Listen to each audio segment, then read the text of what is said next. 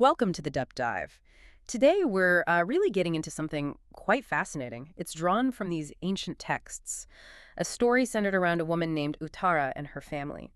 Yeah, we've got these incredible sources that map out this whole sequence of events. It starts, from real hardship, poverty even, but leads to these moments of, well, profound change, miraculous stuff, deep insight. It really is a journey, isn't it? Moving from the kind of nitty-gritty of daily life right through to these extraordinary spiritual happenings. Exactly. And the source material is quite detailed, tracking how people react in different situations, sudden wealth, feeling restricted, even dealing with outright aggression. So our mission today is to walk through this rich story together. We want to explore those key moments, pull out the wisdom hidden inside, and see what really resonates for you listening now, all these centuries later. Precisely. And at the core of it, especially when you get to Uttarā's later experiences, there's this really powerful lesson. It's captured in the key verse, actually, about how we handle anger, ill will, that kind of thing. Okay, let's unpack this then.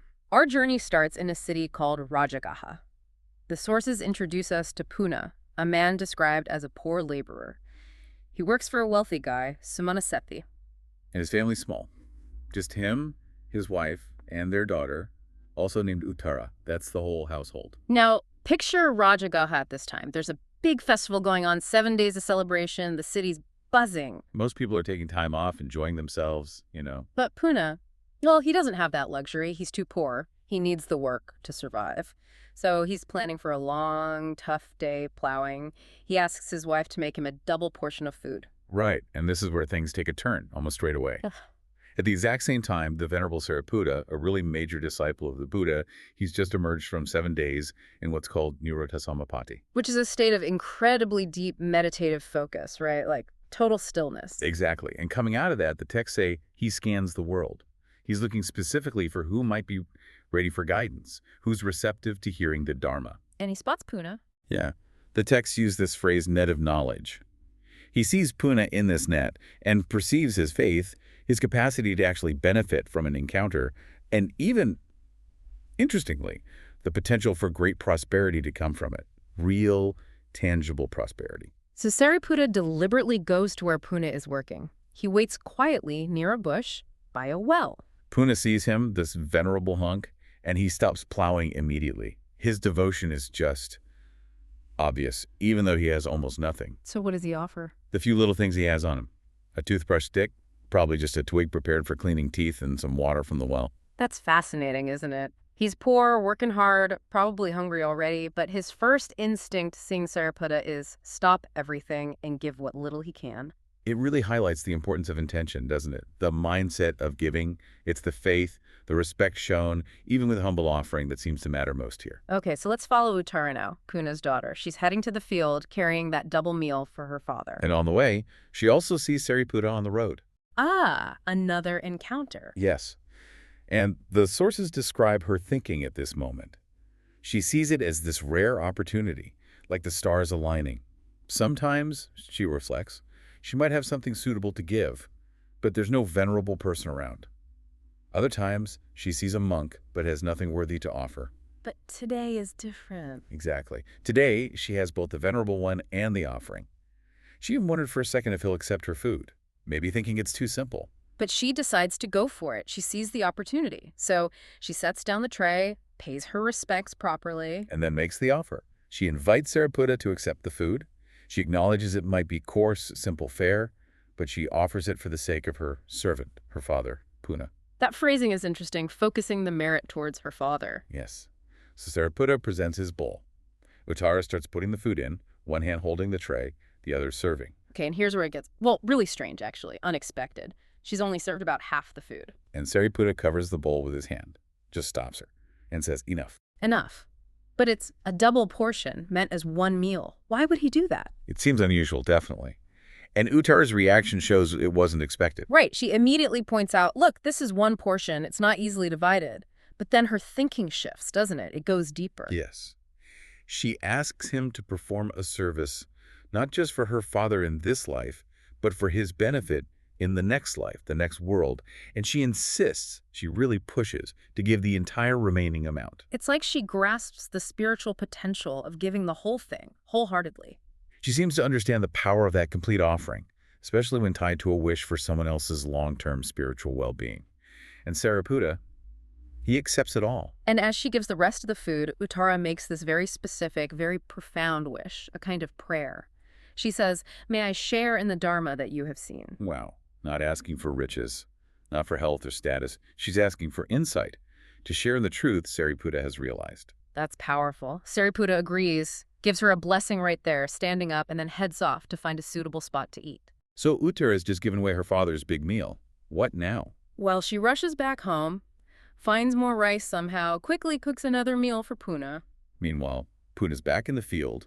He's plowed half an acre by now, worked hard, and he's absolutely overcome with hunger. He lets his oxen rest and sits under a tree, watching the road, waiting for his wife and his food. And when Uttarā finally gets there, she sees him. He's clearly suffering, tired, hungry. She knows she's late, and she's actually afraid of how he might react. The sources hint he might scold her, maybe even hit her. It suggests the kind of pressures and dynamics that could exist. So she's proactive. Before he can say anything, she just tells him straight out what happened. "I saw the Dhammapada," that's a title for Sariputta. "I gave him your food. I rushed back, cooked more, came as fast as I could." And crucially, she adds a plea. "Purify your mind. Don't let my good deed be for nothing." She's asking him not to spoil the merit of her generosity with anger. Which is a big ask given his hunger, but Puṇṇa's reaction is, well, it's wonderful, isn't it? Especially given her fears. It is. He asks her to confirm. Did you really give it to him? And when she says yes again, he rejoices. He's thrilled. He praises her. Very well done. Excellent. He even shares his own small offering from earlier that morning, the toothbrush stick and water. So there's this shared joy, this resonance between their separate acts of giving. Yeah, it connects them in that moment. Puṇṇa, utterly exhausted now from the work and the waiting and the hunger, rests his head on his wife's lap and just falls asleep. And while he's sleeping, the miracle happens. Yes. Early that morning, the field he'd been plowing, every single bit of it, right down to the dust, it turns into brilliant, shining gold. The sources say it shone like a pile of golden Karnakara flowers. Just imagine that sight. Puṇṇa wakes up, looks at the field, sees gold. Just gold everywhere. First reaction is disbelief. Right. He thinks maybe his eyes are playing tricks on him, the hunger, the sun being high in the sky. But his wife, Uttarā, she sees it too. She confirms it. It looks the same way to me. So now he has to check for real.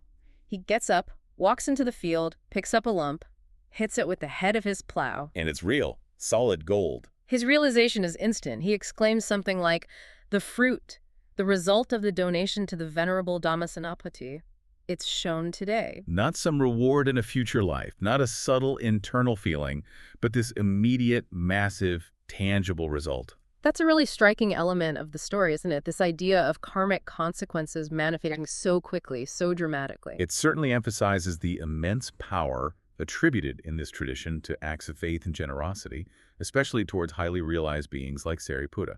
So now Puṇṇa, who was literally a poor laborer just hours before, is sitting on, well, a field of gold, an unbelievable fortune. And he immediately gets that he can't just hide it or spend it. It's too much. It's a practical problem, almost. What do you do with the field of gold? His solution is pragmatic. He fills his wife's food tray, the same kind of tray she used for the offering, with some of the gold. A nice symbolic touch there. Yeah, it echoes the initial act. And he heads straight for the royal palace, gets an audience with the king. He tells the king what happened. "My field, the one I plowed, it's turned to gold. You should have it brought in." The king naturally is intrigued. He asks, "Who are you, Puṇṇa? And what did you do today?" Puṇṇa explains the morning's events. His small offering of the stick and water to Sariputta, his wife giving Sariputta his entire meal. And the king hears this and marvels, echoing Puṇṇa's thought. Indeed, the fruit of the donation to the Dhammapada is shown today. There's a pattern here, this recognition. Puṇṇa tells the king they'll need thousands of carts to haul it all. The king dispatches his men. But then there's another strange twist with the gold. Right. The king's men go to collect it, and as they touch it, they say, "This belongs to the king." Standard procedure, probably. But as they say that and touch it, poof, it turns back into plain earth, clay. They must have been baffled. They go back and report this weirdness to the king. The king, showing some wisdom here, asks them, "How did you refer to the gold?" They tell him, "We said it was the king's." And the king gets it. He tells them, "It's not mine, fathers. Go back, and when you take it, say, 'This belongs to Puṇṇa.'" It seems the gold itself is somehow tied to the merit of the person who generated it. It won't transfer ownership just by decree. So they follow the king's new instructions. They go back, say, this belongs to Puṇṇa, as they gather it. And this time, it stays gold. Everything they touch remains gold. They bring it all back to the royal courtyard, makes this enormous pile, the sources say 80 cubits high, just immense wealth. The king then turns to the citizens. Does anyone in this city have this much gold? The answer is a clear no. So the king asks, what status should we give this man, Puṇṇa? And the people suggest a merchant's umbrella. This was a symbol of the highest rank of merchant, a sethi. So the king makes it official. He declares, let him be called Bahudana Sethi, which means the great wealthy merchant. He grants Puṇṇa the umbrella, recognizing his new status, built on this miraculous fortune. Wow. From laborer to great wealthy merchant in basically a day. An incredible transformation. Puṇṇa, now Bahudana Sethi, points out to the king they've been living in other people's houses. They need a place of their own. The king grants his request easily, shows him the site of a former merchant's house marked by a bush, apparently, tells him to clear it and build there. Puṇṇa gets a magnificent house built quickly, and then he holds a big celebration combining the housewarming with the ceremony for his new merchant status. And as part of this, he does something significant. What's that? He provides alms, food, and requisites to the Buddha himself and the entire Sangha, the monastic community, for 7 days straight. A major act of generosity building on the initial one. Exactly. And at the end of these 7 days of offerings, the Buddha gives a teaching. First, a graduated discourse, laying foundations, and then a deeper Dharma talk. And the result of hearing this teaching? It's profound, and it's shared. At the conclusion of the talk, Puṇṇa the merchant, his wife, and their daughter Uttarā, all three of them attain the fruit of stream entry. Sotapanna. So they've got the immense worldly wealth, and now they've reached this major milestone on the spiritual path. Stream entry means they're locked in, right? Guaranteed to reach full awakening eventually. Yes, within a maximum of 7 more lifetimes. According to the tradition, it's a fundamental shift in their being, a truly complete transformation, worldly and spiritual. But the story, especially for Uttarā, isn't quite over yet, is it? No, there's another significant chapter. Sometime later, the merchant of Rajagaha, maybe Puṇṇa's old boss, maybe just the most prominent one, asks for Uttarā's hand in marriage for his son. And Puṇṇa hesitates. He's got reservations. Serious ones. He knows this son holds wrong view, likely meaning he doesn't respect or follow the Buddha's teachings. And Puṇṇa knows his daughter, now a stream enterer, needs her connection to the Triple Gem, the Buddha, Dharma, Sangha.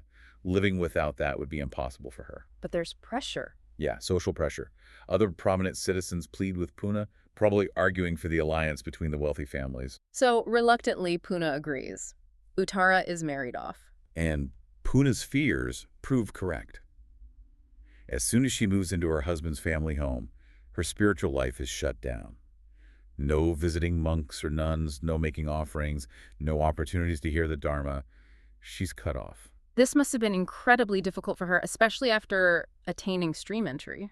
Extremely. After about 2.5 months of the rainy season retreat, a peak time for practice, she's in deep distress. She asks her attendant how much longer the retreat lasts. Only half a month left. And she sends a message to her father. A heartbreaking one. She describes her life there as being like a prison. She says she'd honestly rather have been sold as a slave than married into this family where she's blocked from doing merit, from practicing her path. Puṇṇa hears this, and he's distressed for her. But he doesn't just despair. He uses his resources and his understanding. He comes up with a pretty radical plan. He sends her a huge amount of money, 15,000 kahapanas. Which was a fortune back then. A very significant sum. Yeah. And he tells her what to do with it. Hire Sirimā. Sirimā, the famous courtesan. The very one. Known to charge 1,000 kahapanas a day. Puṇṇa tells Uttarā, hire Sirimā to, essentially, attend to your husband for the remaining half-month of the retreat. Buy your freedom to practice. Wow. That's unconventional.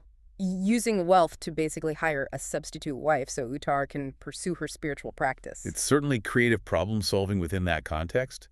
So Uttarā follows the plan. She calls Sirimā, gives her the money, and frames it politely.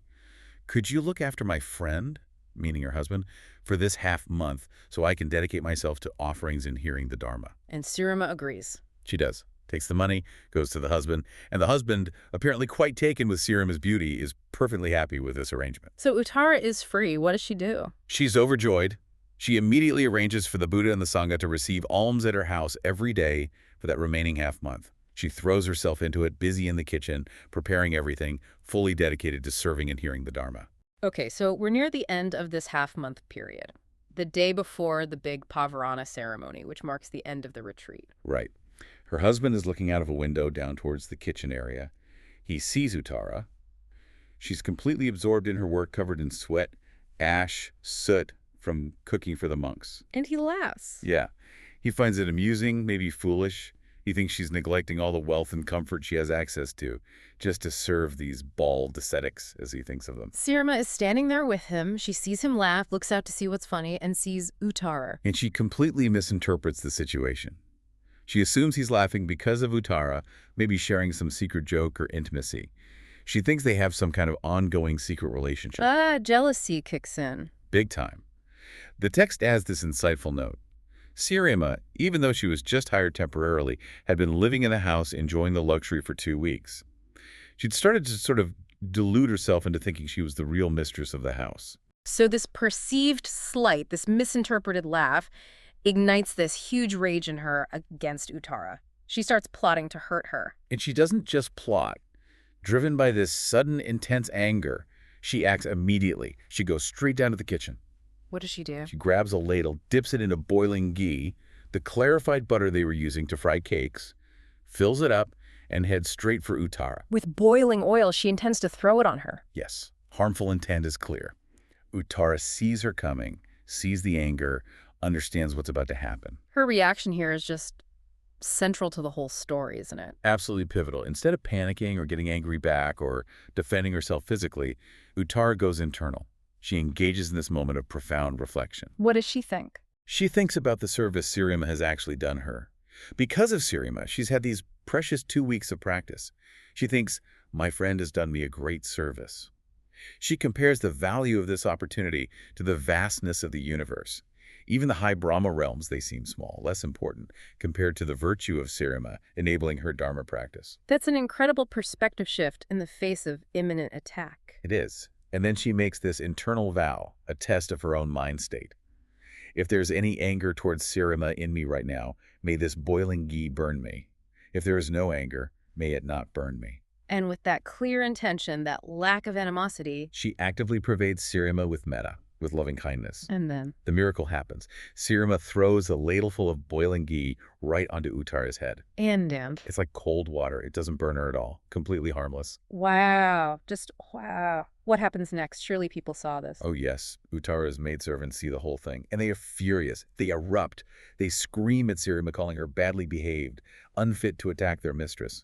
They jump in to defend Uttarā. Immediately, they start beating Sirimā, hitting her, kicking her, throwing her down on the ground. It's chaotic. But Uttarā, what does she do? She can't just stand by and watch this, even though Sirimā attacked her. She intervenes. She physically pushes her own maidservants away, stopping them from hurting Sirimā further. Incredible. She stops her own defenders. And then she turns her attention to Sirimā, her attacker. She scolds her, yes, but gently. Why did you do such a heavy deed? Like questioning the karmic weight of the action. And then she actually starts caring for Sirimā, washing her with warm water, massaging her injuries with oil. Tending to the person who just tried to scald her with boiling oil. Exactly. And that moment seems to be the turning point for Sirimā. She has this sudden, stark realization, I was just an outside woman here. She sees the gravity of what she did just because of a misinterpreted laugh. And crucially, she sees Uttarā's response. Not ordering punishment, but stopping the servants, showing care. The contrast must have been overwhelming. Completely. She's hit by this immense fear. Maybe not physical fear anymore, but a deeper moral or karmic fear. The text says she thinks, if I don't get forgiveness from this one, my head will split into 7 pieces. It's that serious for her. So she falls at Uttarā's feet, begs for forgiveness. Uttarā responds, but she sets a condition, a very telling condition. She says, I am a daughter with a father. I will forgive you if my father forgives you. Okay. Sirimā probably thinks she means Puṇṇa, the merchant. That's exactly what she assumes. She offers readily, okay, I'll go ask Puṇṇa the merchant for forgiveness. But Uttar clarifies. She makes this really important distinction. Yes. She says, Puṇṇa is my generating father in the round of existence, the cycle of birth and death, suffering, karma. But she says, I will only forgive you if my generating father in the unfolding, the vivada, the path to release, to liberation, forgives you. That's a very profound distinction, shifting from worldly parentage to spiritual guidance. Who is this father in the unfolding? Sirimā has no idea. She asks, who is that? And Uttarā answers simply, the fully awakened Buddha. Which leaves Sirimā stuck. She says, but I don't know the Buddha. I have no connection with him. How could she possibly get his forgiveness? Uttarā reassures her. She says, don't worry, I'll arrange it. She reminds Sirimā that the Buddha and the Sangha are coming for alms the very next day. Bring whatever offerings you can prepare, Uttarā tells her, and you can ask for his forgiveness right here at his feet. So Sirimā agrees. She goes home, gets her 500 attendant women. She was clearly a woman of some means herself, and they prepare a lot of food and offerings. The next day she comes with all these offerings, but when it's time to actually serve the Buddha and the monks, she hesitates. She feels unworthy, maybe intimidated. And Tara helps her again. Yes. Uttarā steps in, helps organize the serving, make sure everything goes smoothly, still supporting Sirimā. After the meal is finished, Sirimā and all her 500 attendants prostrate themselves before the Buddha. It's time to ask for that forgiveness. The Buddha addresses Sirimā directly. Asks her, what was your offense? Sirimā recounts the whole story. Her jealousy, the misinterpretation, the attack with the boiling ghee, and crucially, Uttarā's condition for forgiveness that it depended on the Buddha's forgiveness. The Buddha then turns to Uttarā. Is this account true? Uttarā confirms, yes, Lord, the boiling ghee was poured on my head. The Buddha then asks the key question, and Uttarā, what were you thinking at that precise moment? This is where Uttarā explains her internal process, her reflection on Sirimā's virtue in enabling her practice, how that help seemed more significant than the whole universe or even the Brahma worlds, her powerful intention regarding the ghee and her own anger. If angry, let it burn. If not, let it not burn. And finally, how she consciously pervaded Sirimā with metta, loving kindness. How does the Buddha react to hearing this? With profound approval and praise. He says, sadhu, sadhu, Uttarā, which means well done, Uttarā, excellent. He affirms her approach completely. Absolutely.